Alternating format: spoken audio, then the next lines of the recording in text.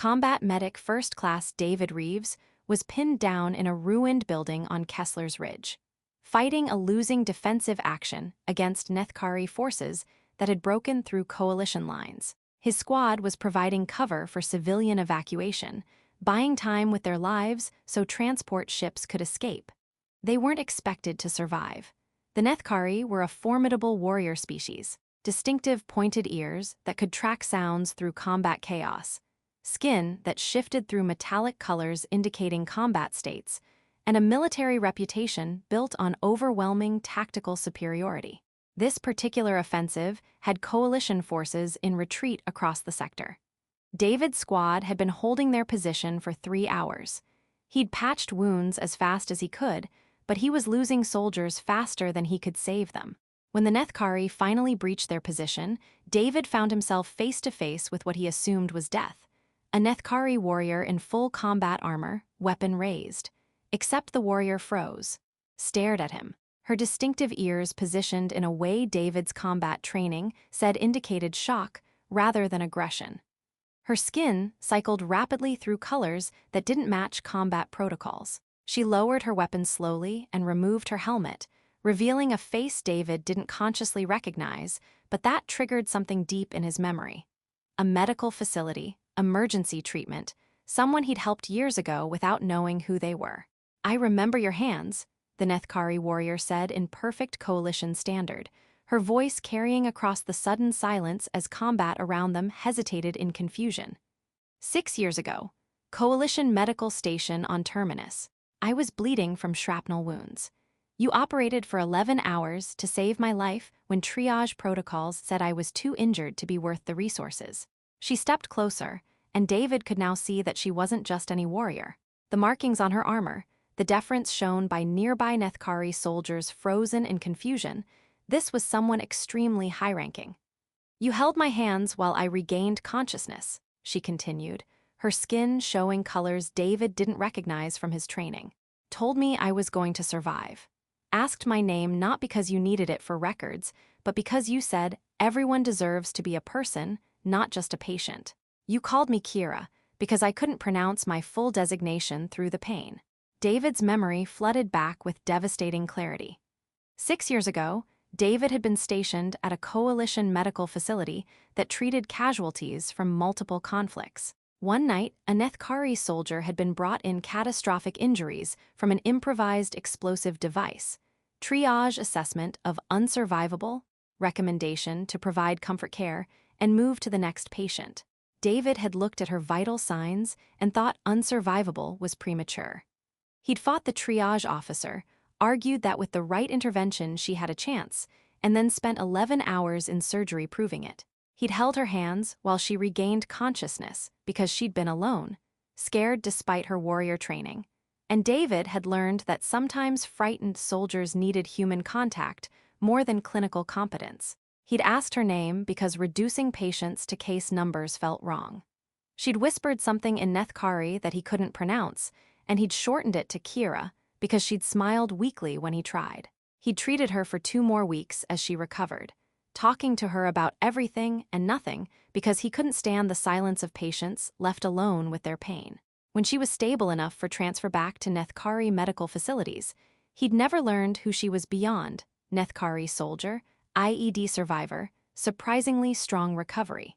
Now, standing in a ruined building with weapons pointed at him from multiple directions, David realized he'd saved the life of someone extraordinarily important. "Kira," he said, using that nickname from 6 years ago. "You survived, I'm glad." The Nethkari warrior, clearly not just a warrior, but someone with authority over the entire force surrounding them, nodded slowly. "I survived because you refused to accept unsurvivable as final assessment. Because you held my hands and made me feel like a person rather than a casualty statistic." Her skin shifted to colors that David's combat training said indicated profound decision-making. "And now I find you here, as my forces prepare to kill you and your squad. The universe has a sense of irony." She turned to address her forces in Nethkari, her skin displaying colors of command authority. Whatever she said caused visible reactions: shock, confusion, some protests. She responded with what sounded like absolute commands. Then she turned back to David. War Commander Kuravith Narrows, she said formally, leader of the Nethkari 3rd Assault Fleet, and the woman whose life you saved 6 years ago. Her skin shifted to determined bronze. By Nethkari honor law, I owe you a debt that cannot be ignored regardless of circumstances. That debt supersedes my military objectives. David's tactical mind immediately recognized what this meant. You'll be questioned by your command. Letting us go could cost you everything. It will cost me everything, Kira agreed, her skin showing colors that might have been resignation or determination. I'll face tribunal for allowing military objectives to be compromised by personal honor. But you saved my life when everyone else had given up. I will not repay that by killing you when I have power to prevent it. She raised her voice to address both forces.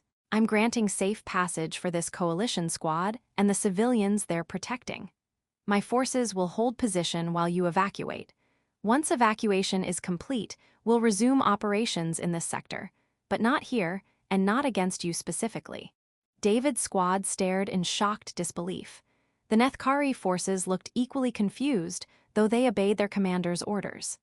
Some debts transcend military duty, Kira said, offering her hand in the Nethkari gesture for binding oath.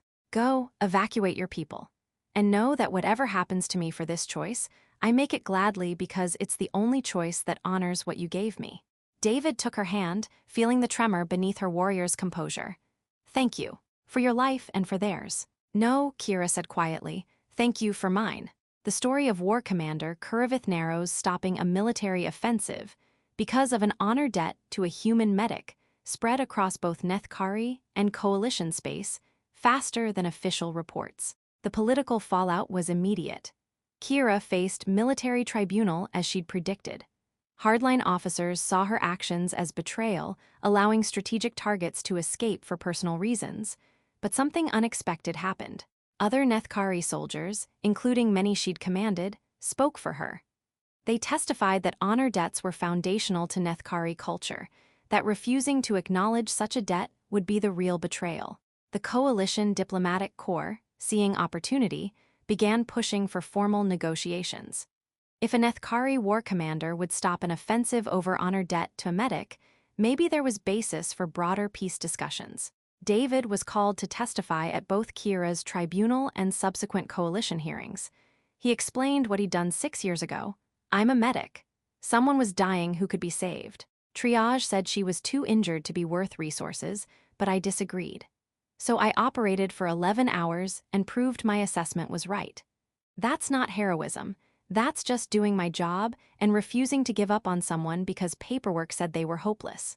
When asked why he'd spent extra time with Kira during her recovery, because soldiers who have nearly died are scared, regardless of species or warrior culture. She was alone in a medical facility, injured and vulnerable. Making her feel like a person seemed like minimum decent treatment beyond fixing her injuries. The tribunal ruled that Kira had acted within bounds of Nethkari honor law, though her military career was effectively over. But she wasn't dishonored, and she was alive.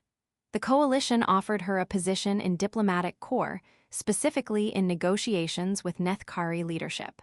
Who better to facilitate peace than someone both sides respected?